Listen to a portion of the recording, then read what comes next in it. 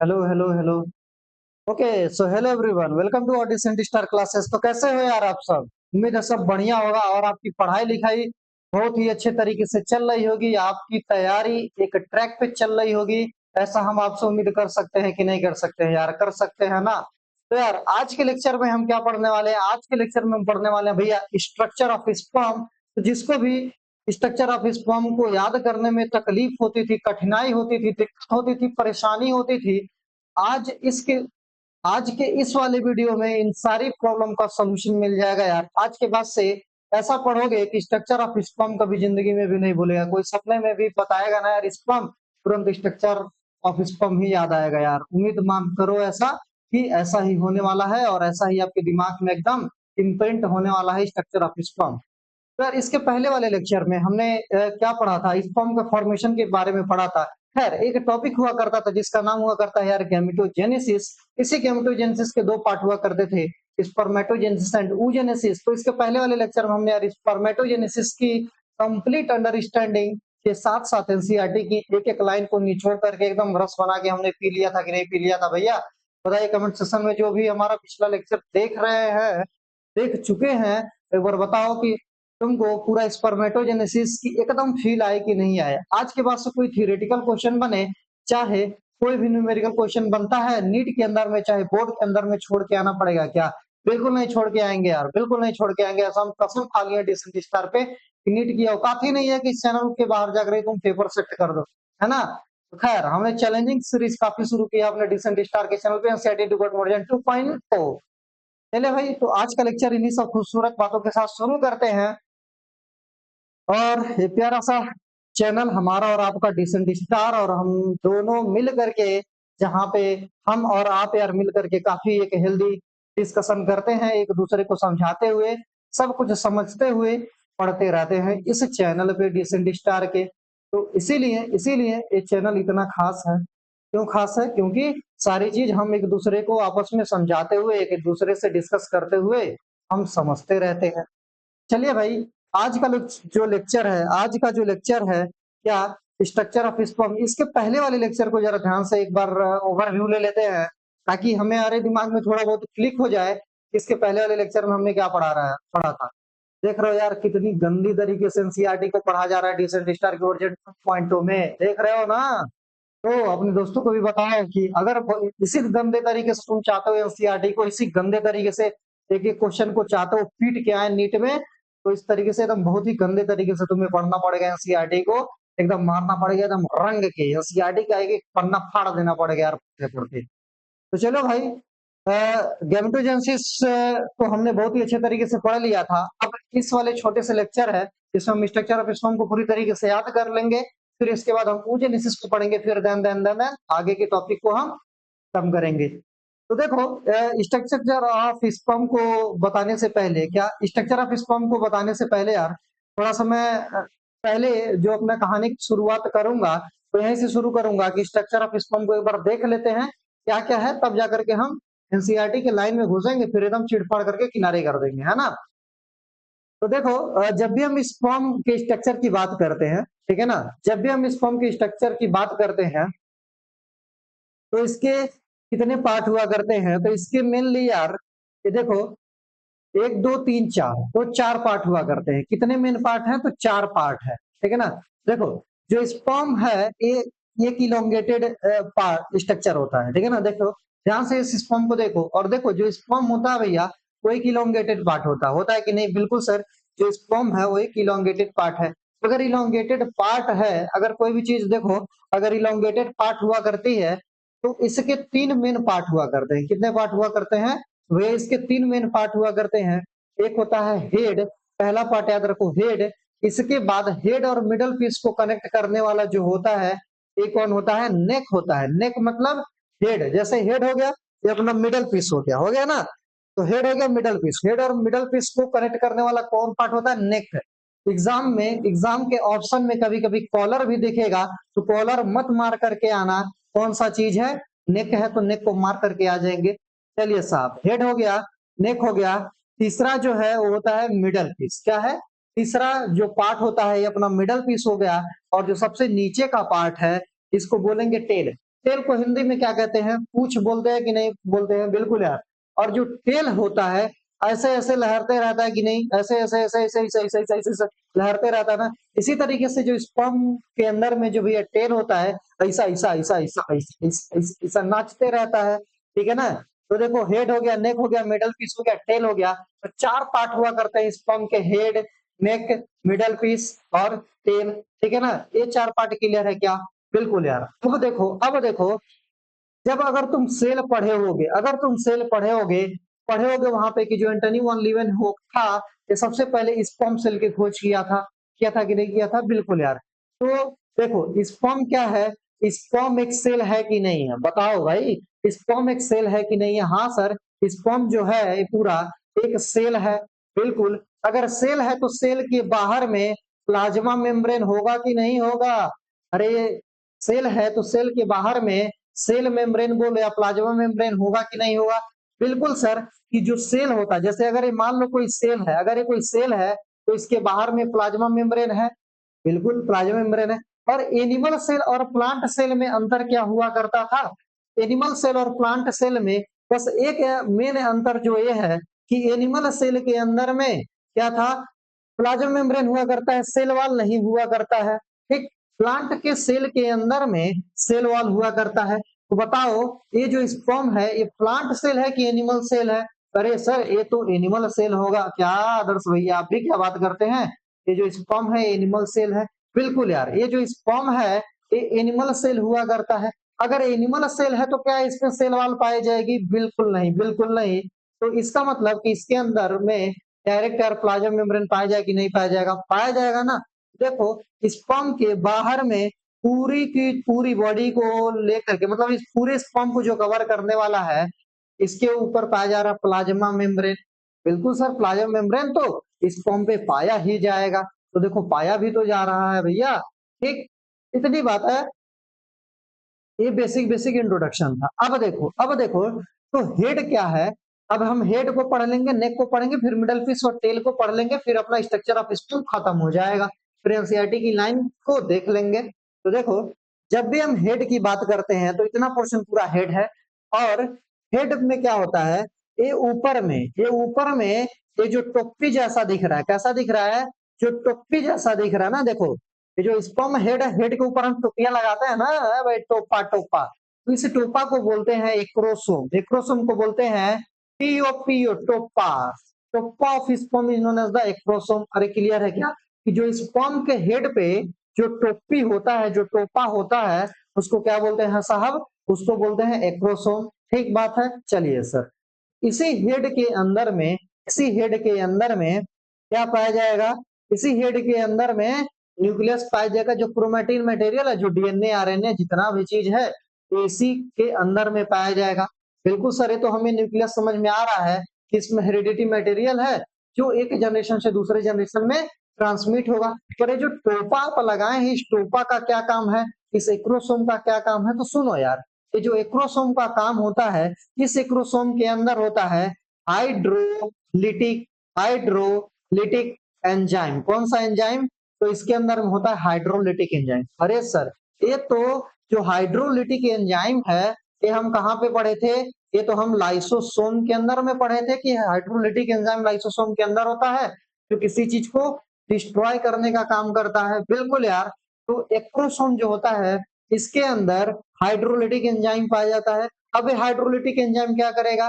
तो देखो, तो जो ओवा होता है ना, ओवा की जो बाहर वाली जो कोटिंग होता है, जब तुम ओवा को स्ट्रक्चर को देखोगे, ओवा की स्ट्रक्चर में ऐसे बाहर में कोटिंग जो एनसीईआरटी में है, एक पन्ना पलटो देखो, ओवा की स्ट्रक्चर ऐसे एक हार्ड शीट पाया जाता है।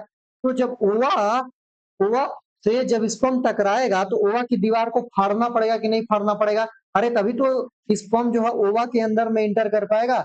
इसका मतलब कि जो ओवा है या फिर जो एग है, इसकी दीवार हार्ड होती है। इस हार्ड दीवार को तोड़ना पड़ेगा। उस तोड़ने के लिए स्पर्म के पास ये जो मसाला है, ये जो एंजाइम है, इसको बोलते हैं एक्रोसोम। और यही एक्रोसोम जाएगा, मारेगा धड़ाक से, और पूरा का पूरा दीवार फट जाएगा, स्पर्म ओवा के अंदर में एंट्री कर जाएगा। फिर स्पर्म ओवा के अंदर में जैसे ही एंट्री मारेगा, तुरंत ये न्यूक्लियस क्या करेगा? अपना जेनेटिक मटेरियल, अपना सेंट्रियोल डाल देगा, और वहां पे जो डिवीजन बाकी है तो डिवीजन हो जाएगा। ठीक है ना, वो डिवीजन हो जाएगा और इस तरीके से जाइगोट का फॉर्मेशन होता है। इतनी बात समझ में आ रही होगी। मतलब कि ये जो एक्रोसोम और न्यूक्लियस का मेन काम है, ये जो एक्रोसोम और न्यूक्लियस का जो मेन काम है भैया, ये तो फर्टिलाइजेशन में है। इसका मेन काम है फर्टिलाइजेशन में, मतलब कि जब स्पर्म और ओवा आपस में मीट करेंगे तब जाकर के इस एक्रोसोम और न्यूक्लियस का मेन काम हमें दिख रहा है। बिल्कुल यार, तो इसीलिए तो हेड में हमारी बॉडी का सबसे इंपॉर्टेंट पार्ट रखा है कि नहीं, ब्रेन रखा है कि नहीं।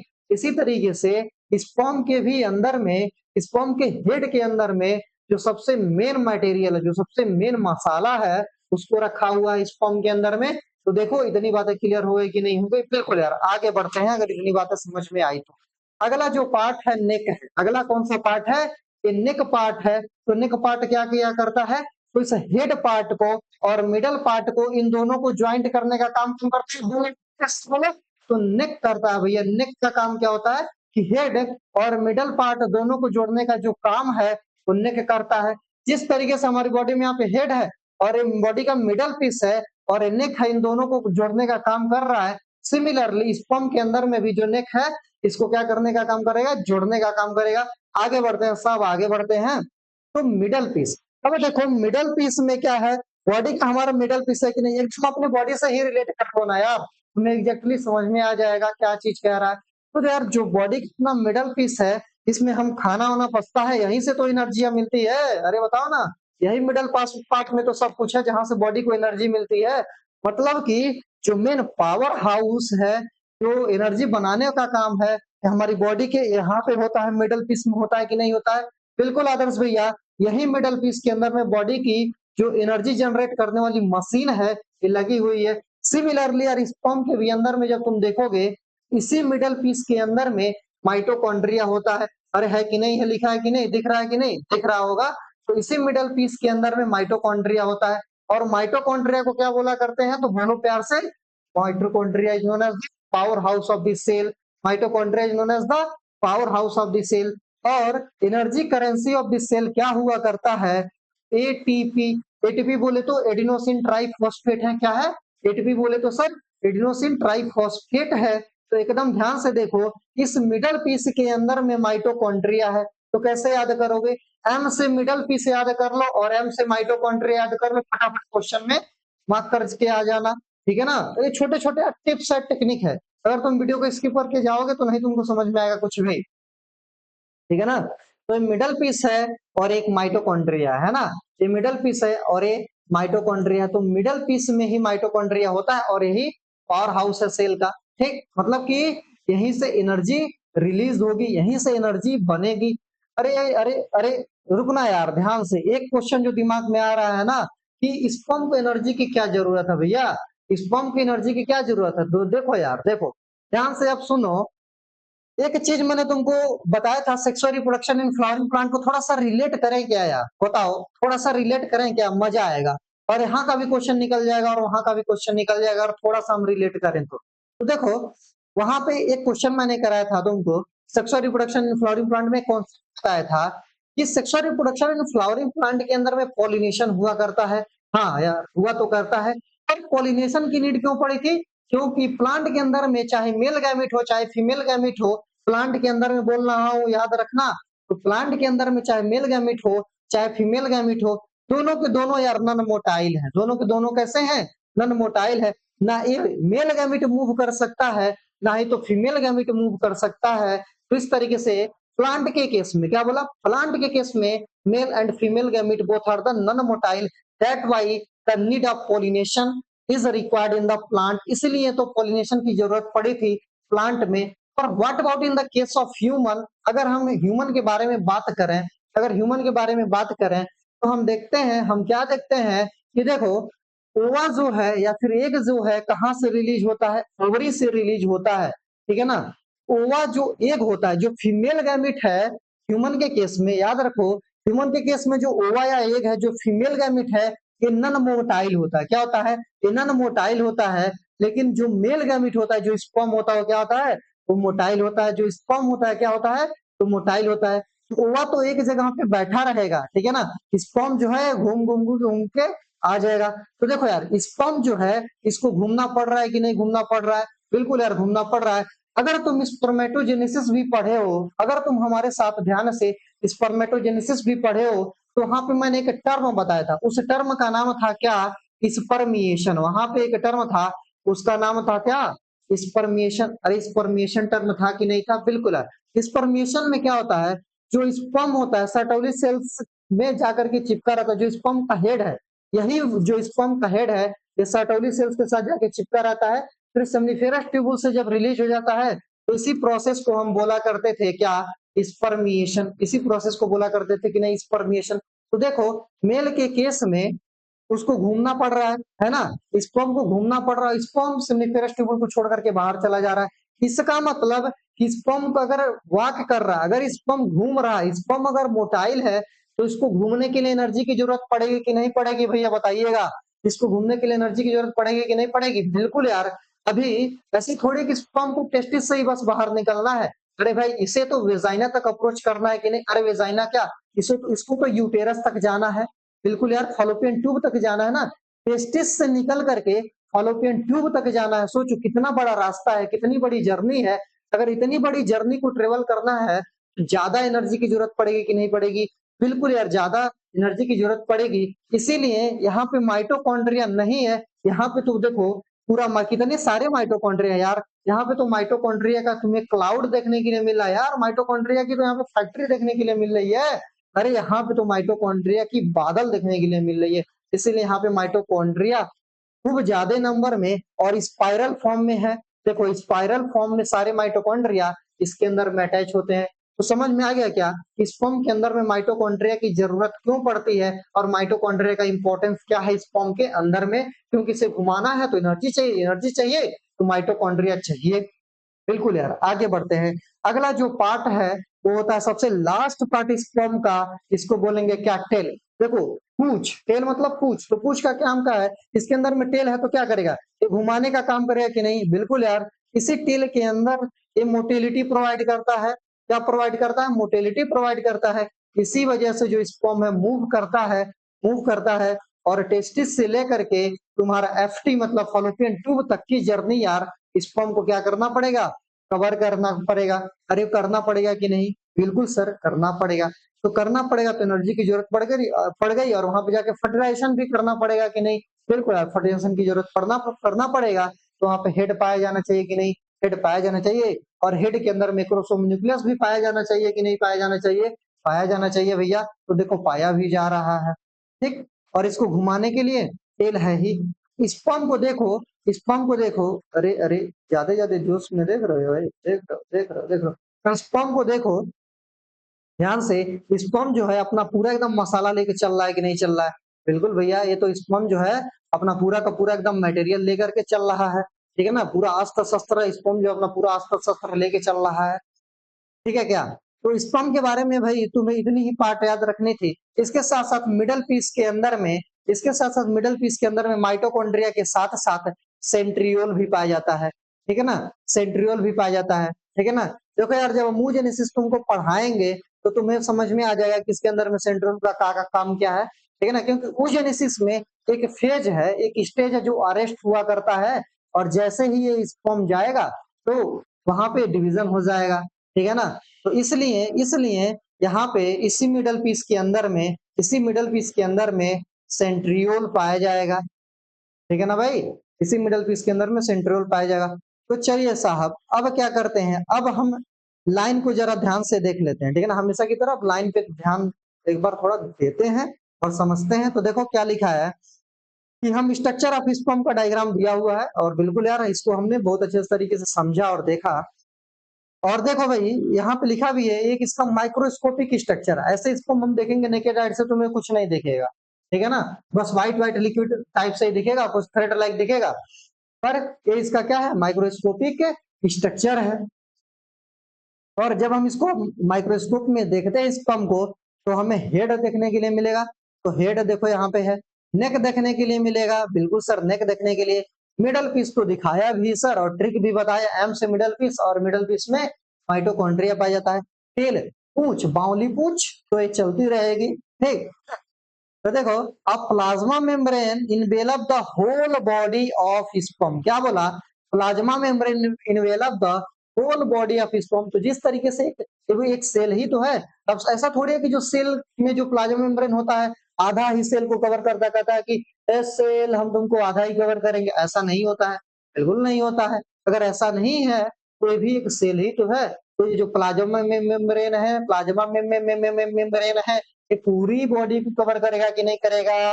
बिल्कुल भाई करेगा। चलो, तो होल बॉडी ऑफ स्पर्म को कौन कवर करता है?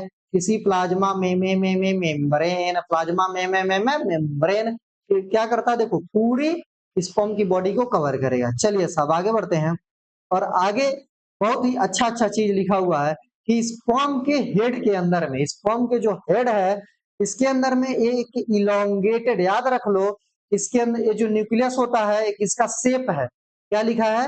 ये भी मान के चलो 10 लाख बार नीट में पूछा गया है, ठीक है ना? हाँ, इलोंगेटेड और हेप्लॉइड न्यूक्लियस होता है।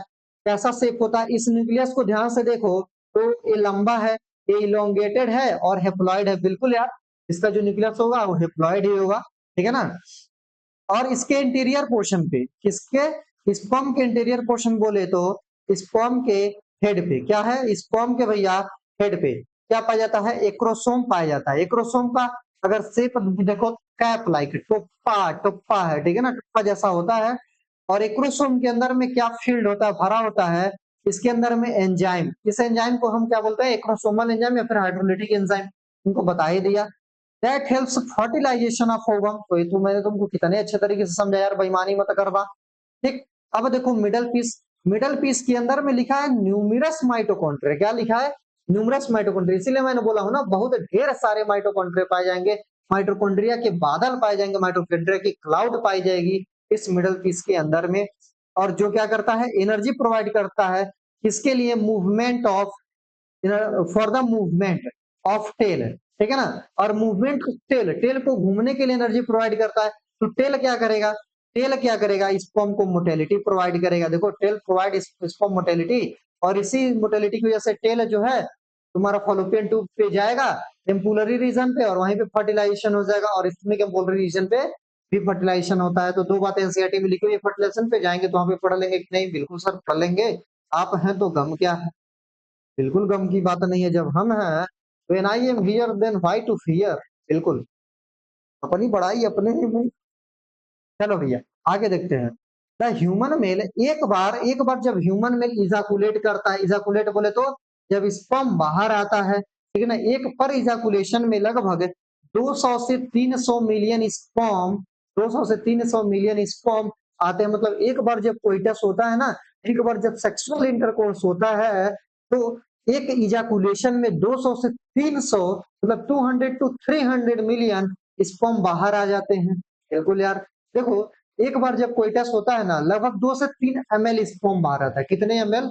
2 से 3 ml स्पर्म बाहर आते हैं, ठीक है ना? या फिर 2 से 5 ml स्पर्म, बस अलग अलग बुक में अलग अलग लिखा हुआ, तो याद कर लो लगभग 2 से 3 ml स्पर्म बाहर आते हैं। और इस 2 से 3 ml स्पर्म के अंदर में, ठीक है ना? सर स्पर्म नहीं बोलेंगे उसको, तो सीमेन बोलेंगे ना। तो 2 से 3 ml सीमेन के अंदर में कितने स्पर्म होंगे? कितने स्पर्म होते हैं भैया? देखो 200 से 300, अरे यार मिलियंस है यार, बिलियन लिखा रहता है एग्जाम में, बिलियंस है भैया, बिलियंस नहीं है, ठीक है ना? बिलियंस तो बहुत ज्यादा हो जाएगा, ठीक है ना? तो मिलियंस स्पर्म बाहर आते हैं, ठीक। इसीलिए स्पर्म को बॉडी के अंदर में रिटेन करके रखना जरूरी होता है। इसीलिए ब्रह्मचर्य का कॉन्सेप्ट भी इंपॉर्टेंट है। क्लियर है क्या? देख रहे हो ना? इसीलिए यार स्पर्म को बचा के रखना चाहिए बॉडी के अंदर में।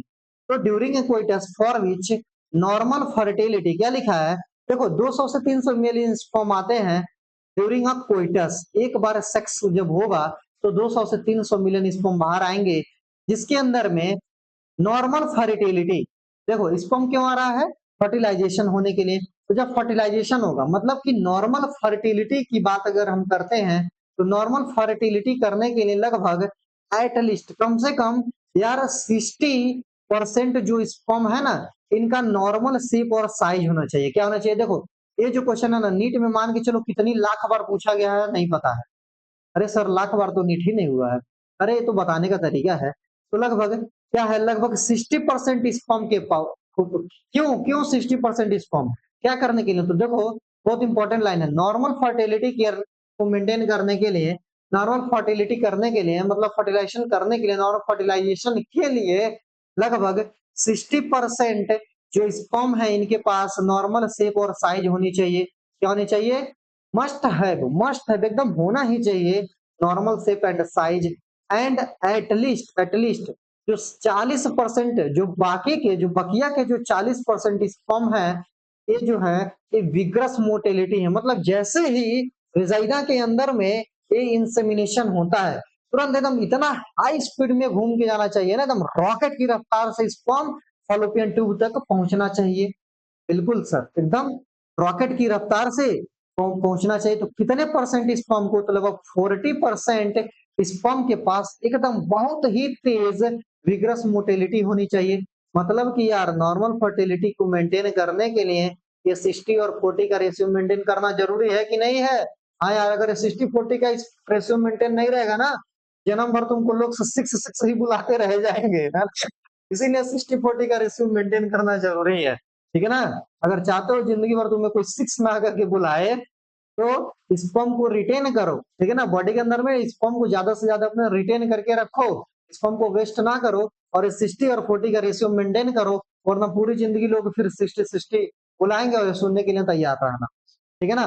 तो 60 और 40 का रेशियो तुम्हें मेंटेन करना पड़ेगा, और 60% स्पर्म के पास नॉर्मल शेप और साइज होना चाहिए। नॉर्मल शेप और साइज बोले तो ही जो नॉर्मल शेप और साइज है जो तुम्हें डायग्राम में दिख रहा है, तो नॉर्मल शेप होना चाहिए और नॉर्मल साइज होनी चाहिए। अच्छा देखो, शेप तो तुम्हें दिख रहा है, एक बार स्पर्म की साइज बता दो। अगर तुम्हारे मन में क्यूरियोसिटी है तो एक बार कमेंट सेक्शन में जो भी देख रहा है तो गूगल से सर्च करके बताओ, चाहे कहीं से स्पर्म की साइज को हमें कमेंट करके बता देना, ठीक है ना। 40% स्पर्म के पास क्या होना चाहिए? मोटिलिटी होना चाहिए। मोटिलिटी नहीं सर, विग्रस मोटिलिटी, बहुत रफ्तार से जाना चाहिए। बिल्कुल यार, बहुत रफ्तार से फॉलोपियन ट्यूब तक जाना चाहिए। तो इतनी बातें क्लियर है कि नहीं है? बिल्कुल यार, इतनी बातें उम्मीद है तुम्हें क्लियर होगा, ठीक है ना। देखो, अगर इतनी बातें क्लियर हैं तो दो चीज अभी मैंने बोला, एक सीमेन बोला और स्पर्म बोला। तो सीमेन और स्पर्म में क्या अंतर हुआ करता है? तो देखो, स्पर्म में जब हम एसेसरी जो ग्लैंड हुआ करते थे ना, जो अपने एसेसरी ग्लैंड हुआ करते थे, एसेसरी ग्लैंड बोले सर तो सेमाइनल वेसिकल, प्रोस्टेट ग्लैंड और कॉपर्स ग्लैंड, जो तीनों ग्लैंड है, अगर इनका सिक्रीशन जुड़ जाता है तो सीमेन बन जाता है, ठीक है ना। इनका सिक्रीशन जुड़ जाता है तो सीमेन बन जाता है। मतलब सर कि सीमेन तब बोलेंगे जब स्पर्म में एसेसरी ग्लैंड के फ्लूइड मिक्स हो जाएंगे। बिल्कुल भैया, जब स्पर्म के अंदर में एसेसरी ग्लैंड के फ्लूइड मिक्स होते हैं तब उसको हम सीमेन बोलते हैं, अदरवाइज उसे सीमेन नहीं बोलेंगे, ठीक है ना। तो इतनी बातें क्लियर हो गई होंगी। तो देखो, स्पर्म कहां से रिलीज हुआ? देखो, sperm release from the seminiferous tubule. यहाँ पे एक लाइन लिखी हुई है, sperm release from the seminiferous tubule. तो इस लाइन को मैंने तुमको पिछली बार में बहुत ही प्यार से, पिछली बार में भैया इस लाइन को मैंने भैया तुमको बहुत ही प्यार से एक टर्म समझाया था, अभी भी बताया हूं। इसको बोलते हैं, कौन सा टर्म है? स्पर्मिएशन। कौन सी टर्म बोलते हैं? स्पर्मिएशन। मतलब sperm release from the seminiferous tubule, उसके बाद transported by the accessory duct, accessory duct के थ्रू ट्रांसपोर्ट होंगे। इस एसेसरी जो डक्ट है, जो एसेसरी डक्ट है, इस एसेसरी डक्ट का नाम क्या है? तो एसेसरी डक्ट, तो एक बार मेरे साथ वो दोहरा लो इसको। सेमनीफेरस ट्यूबुल से स्पर्म रिलीज होके कहाँ पे जाता है? तो रेटी टेस्टिस के पास जाता है। फिर रेटी टेस्टिस से कहाँ पे जाता है? वासा इफरेंस, वासा इफरेंसिया बोल सकते हैं। वासा इफरेंसिया से चला जाता है ईपीडी, ईपीडी, ईपीडीआई इसको बोलते हैं, लिखते हैं ईपीडी डायमिस, ठीक है ना। देखो, इसी ईपीडी डायमिस के अंदर में स्पर्म जो होता है ना, लगभग 1 मंथ के लिए यहाँ पे स्टोर हो जाता है, और यहीं पे इसका हेड और टेल के अंदर में जो भी फॉर्मेशन करना है ना यार, मतलब इसका कंप्लीट मेचुरेशन जो स्पर्म का करना हो, इसी ईपीडिडाइमिस के अंदर में होता है। फिर ईपीडिडाइमिस से होते हुए स्पर्म कहाँ पे चला जाता है? वासा डिफरेंस, वासा डिफरेंस, ठीक। फिर इस वासा डिफरेंस जो होता है, जो वासा डिफरेंस होता है, ये किसके ऊपर? यूरिनरी ब्लैडर जो हुआ करता था, इसके ऊपर लूप कर जाता है। अरे लिखा है कि नहीं लिखा है एनसीईआरटी में लाइन?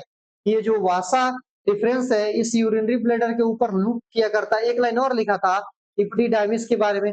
तो इपिडिडाइमिस जो होता है टेस्टिस के, जैसे टेस्टिस है तो टेस्टिस के पोस्टीरियर सरफेस पे इपिडिडाइमिस पाया जाता है। जैसे टेस्टिस आगे का है तो इसके पोस्टीरियर सरफेस पे कि कौन पाया जाएगा, इपिडिडाइमिस पाया जाएगा, ठीक है ना। इपिडिडाइमिस फिर कहा जाएगा वासा डिफरेंस में, ठीक है ना। अब वासा डिफरेंस जो है यूरिनरी ब्लैडर है, इसी के ऊपर ऐसे स्मॉल यूरिनरी ब्लैडर है, तो सब वासा डिफरेंस ऐसे ही लूप कर जाता था, ऐसे ही तो देखो ऐसे ही लूप कर जाता था। फिर इसी यूरिनरी ब्लैडर के नीचे यहाँ पे तो ऐसे पत्ते जैसे, तो यहाँ पे पत्ते जैसे ग्लैंड हुआ करते थे, ऐसे पत्ते जैसे पीला पीला एनसीईआरटी का डायग्राम बना, इसको क्या बोलते हैं, सेमाइनल वेसाइकल। और जो वासा डिफरेंस है सेमाइनल वेसाइकल में जब ओपन होता है तो किसके थ्रू होता है, तो इजाकुलेटरी डक्ट, अरे होता है कि नहीं होता है, बिल्कुल भैया, वहां पे इजाकुलेटरी डक्ट भी होता है। फिर इजाकुलेटरी डक्ट ओपन हुआ करता है किसमें, सेमाइनल वेसिकल्स में, ठीक है ना। इसी सेमाइनल वेसिकल से ग्लूकोज फ्रक्टोज स्पर्म को मिल जाएगा, ठीक है ना। फिर सेमाइनल वेसाइकल से चला जाएगा कहाँ पे तुम्हारा, प्रोस्टेट ग्लैंड।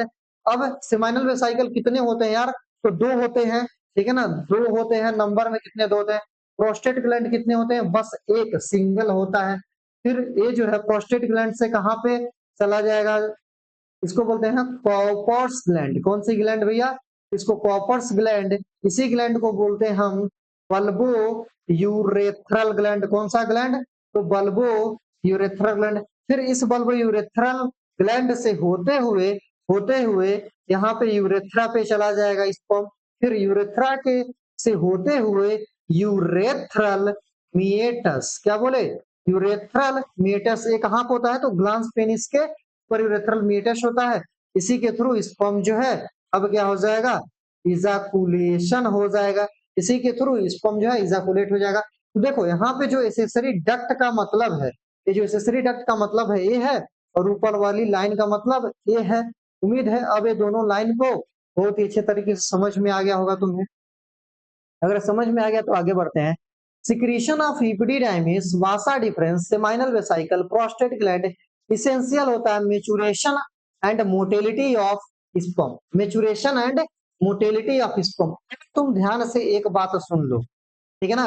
अब तुम ध्यान से हमारी एक बात सुन लो, और एक बात क्या है, एक बात जो होने वाला है बहुत ही इंपॉर्टेंट बात मैं बोलूंगा। तो एक बात ये है कि जैसे यहाँ पे इपिडिडाइमिस है ना, देखो यार इपिडिडाइमिस काफी इंपॉर्टेंट पार्ट है, ठीक है ना।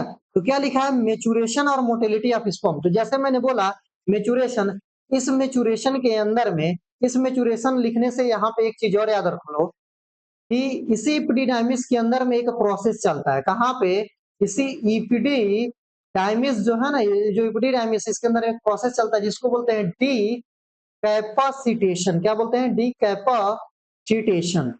क्या लिखा है, डी कैपेसिटेशन। डी कैपेसिटेशन का मतलब होता है ना, इसकी जो मोटेलिटी है, क्या है, इसकी जो मोटेलिटी है ना उसको लॉस कर दो। क्या बोला, इसकी मोटेलिटी को लॉस कर दो। क्यों मोटेलिटी को लॉस करना चाह रहे हैं, क्योंकि देखो यार इपिडिडाइमिस पे हमें 1 महीने तक स्पर्म को क्या करना है, स्टोर करके रखना है, ताकि इसको हमें मेच्योर करना पड़ेगा। मेच्योर बोले तो, मेच्योर बोले तो इसके अंदर मैक्रोसोम की डेवलपमेंट भी करनी पड़ेगी और न्यूक्लियस को भी अच्छे से डेवलप करना पड़ेगा। बिल्कुल भैया, इसको मतलब इसकी पूरी की पूरी बॉडी भी डेवलप करनी पड़ेगी। तो स्पर्म का जो टेल का फॉर्मेशन हो गया, इस ये तो क्या करेगा, ये तो बाउली पूछ है, ये तो घुमाता रहेगा, है ना, ये तो पूरा इसको जाएगा कि एकदम घूमता रहे। इसी एपिडिडाइमिस के अंदर में क्या होता है, जैसे एपिडिडाइमिस के पास स्पर्म पहुंचता है तो एपिडिडाइमिस ये प्रोसेस पहले ही कर देता है, कहता है कि तुम्हारा तो इलाज हम तभी करेंगे ना, मरीज का इलाज कब होगा, इलाज तो तभी करेंगे ना जब तुम ठहरोगे। तो इसको ठहराने के लिए, रोकने के लिए loss of mortality, loss of motility कर देगा, है ना। लॉस ऑफ मोटेलिटी करने से क्या हो जाएगा, इसका मेचुरेशन फास्ट हो जाएगा, है ना, मेचुरेशन फास्ट कर देगा, है ना। तो डिकैपेसिटेशन का मतलब होता है कि स्पर्म की मोटेलिटी को हम लॉस कर देते हैं, कहाँ पे, एपिडाइमिस के अंदर में। तो देखो यार एक चीज मैं तुमको और बताता हूँ कि जैसे ट्रेवल करना ना, जब भी हम किसी चीज को हम कंट्रैक्ट रिलैक्स करते रहते हैं, जब भी किसी चीज को हमें ट्रेवल करना होता है ना, तो हमें एक चीज की जरूरत चाहिए होती है, हमें एक चीज की जरूरत होती है, वो होती है क्या, कैल्शियम, ठीक है ना। वो क्या होती है, कैल्शियम। तो स्पर्म के अंदर से जो लॉस ऑफ मोटिलिटी की बात हम कर रहे हैं, जो लॉस ऑफ मोटिलिटी की बात कर रहे हैं, तो इस लॉस ऑफ मोटिलिटी के अंदर में क्या होता है, इसी कैल्शियम को बाहर कर दिया जाता है, ठीक है ना। कैल्शियम को बाहर कर दिया जाता है इसी कैपेसिटेशन के अंदर में। चलिए साहब, अब थोड़ा सा हम और एक चीज समझते हैं। इसी देखो, इसी डी कैपेस, अभी मैं यहाँ पे तुमको क्या समझाया हूँ कि मैं तुमको डी कैपेसिटेशन बताया हूँ ना, अब एक टर्म और होता है, एक टर्म और होता है, उसको बोलते हैं कैपेसिटेशन। क्या है? कैपेसिटेशन। इसी डीकैपेसिटेशन का उल्टा टर्म होता है कैपेसिटेशन, और कैपेसिटेशन का मतलब होता है कि इसको एक्टिवेट कर देना, ठीक है ना? स्पर्म की इसको मोटेलिटी प्रोवाइड करना, मोटेलिटी, इसकी मोटेलिटी को क्या कर देना? एक्टिवेट करते हैं। एक्टिवेट कैसे करते हैं? तो इस कैपेसिटेशन के अंदर में Ca+2 क्या कर देते हैं?